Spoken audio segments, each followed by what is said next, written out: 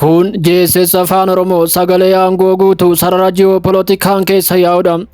Chaanaalii keessan laayik, sheer, sabiskiraayib gochuun sagalee humnaa waliin dhaabbachuun dagatinaa jechuun kabajaan isin affeerra.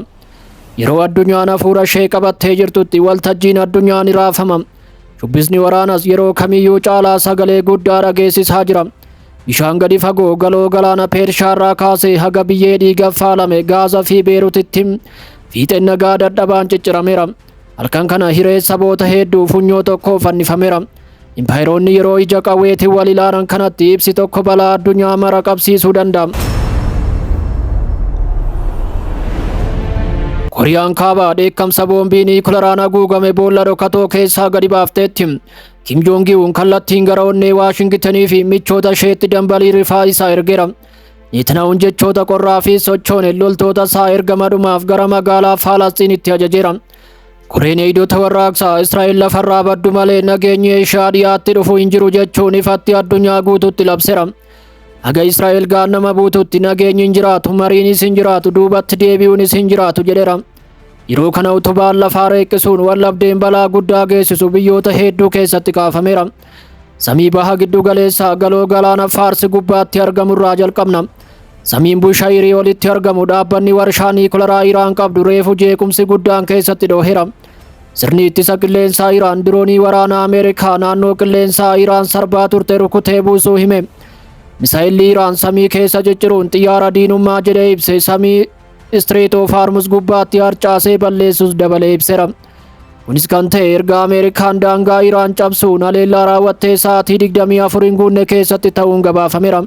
Ajajaan eegdota warraaqsaa Jeneraal Majiid Moosaafiin addunyaan haa beektu diinonni keenyas ifatti haa dhaga'an jechuun ergaa cimaa dabarsaniiru.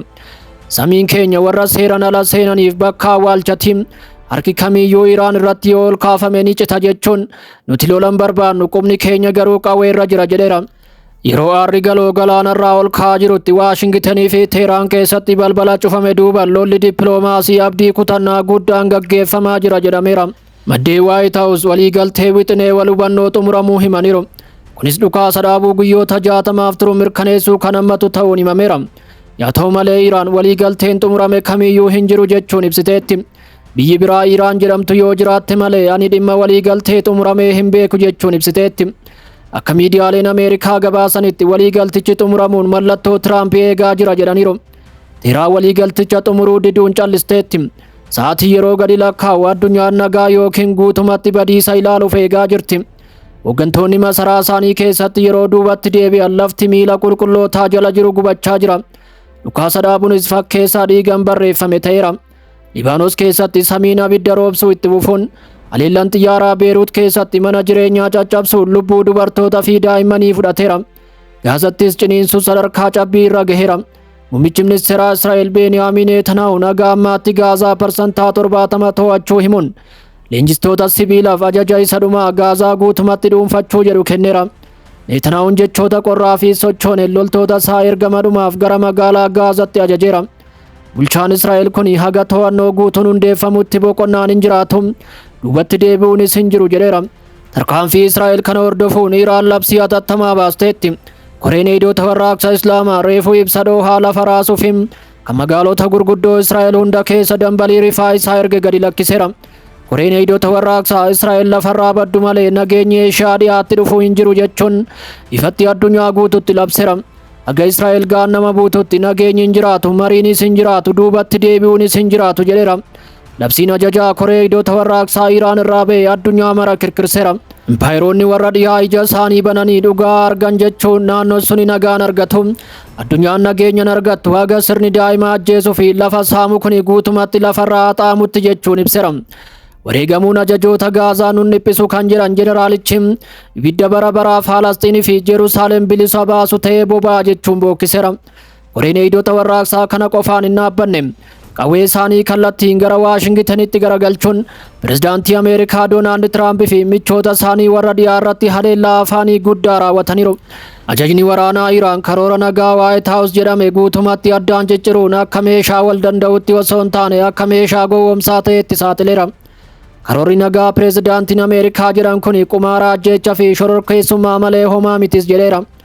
Koreen eegdota warraaqsaa dabaluun Ameerikaan dhiiga dhangala'u hunda keessatti qooda fudhachaa jirti jechuun amma siqqeen diddaa waraana addunyaan argite hin beekne jalqabuuf qophaa'ee jira jechuunis dhaadateera. Sararoonni dhiiga sararamuun dubbiin dubbatameera.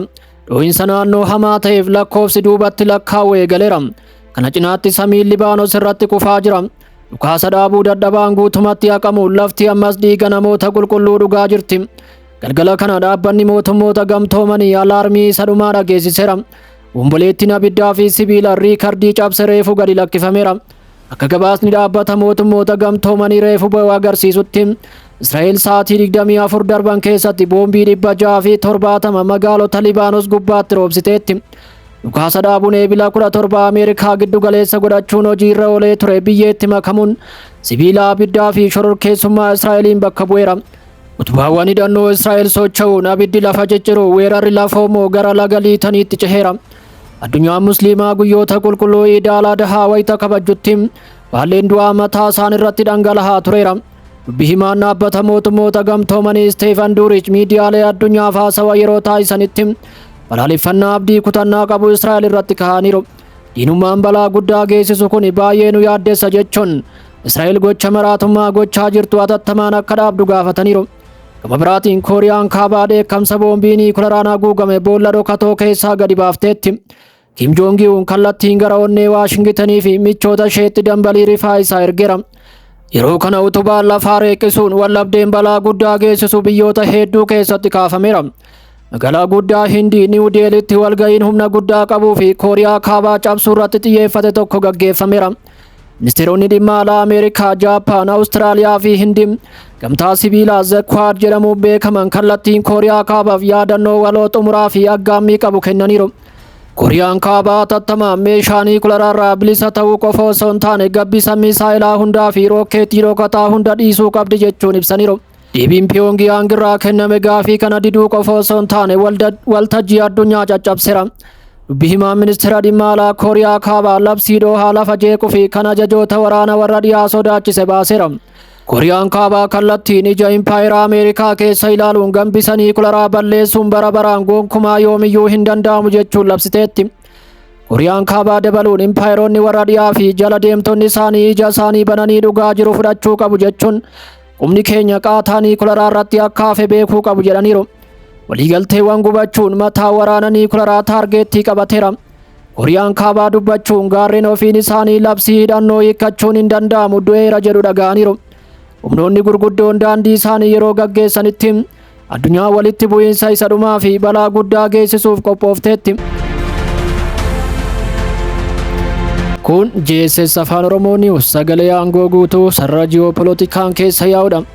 Chaanaalii keessan laayik, sheer, sabiskiraayib gochuun sagalee humnaa waliin dhaabbachuun dagatinaa isiniin jenna. Odeeffannoo waqtaa'oo biroo qabannee aga walitti deebinutti bakka jirtan hundatti hamtuun isin hin argin jenne asumaan nagaadhaan.